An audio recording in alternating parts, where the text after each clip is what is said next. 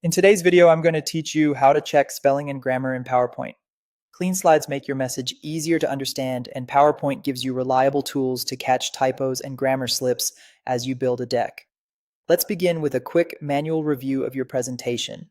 With your file open, head to the Review tab on the ribbon and click Spelling. This launches the spell checker and tells PowerPoint to scan through your slides, including text boxes and notes, highlighting anything it thinks needs attention. It moves through your content one item at a time so you can focus on each suggestion without missing anything. When PowerPoint flags a word, you have two straightforward options. You can type the correct spelling yourself if you already know it, or you can choose from the list of suggested corrections that appears. Once you're happy with the fix, click Change to accept it and move to the next potential error. Taking a moment to read the surrounding sentence can help you confirm you're picking the right word in context. Sometimes PowerPoint is cautious and flags words that are actually correct, like names, acronyms, or brand terms. In those cases, you have three controls. Use Ignore to skip that instance only, or Ignore All to skip the same word everywhere in the presentation. If it's a term you use frequently and you don't want it flagged again, choose Add to put it in your custom dictionary.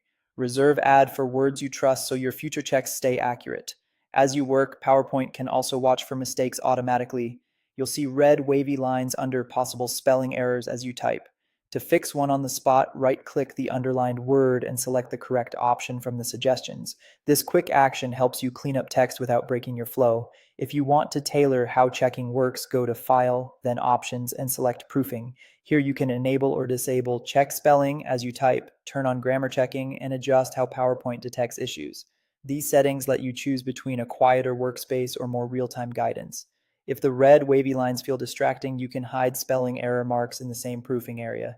Disabling them turns off the automatic check, but you can still run a manual spell check anytime from the Review tab.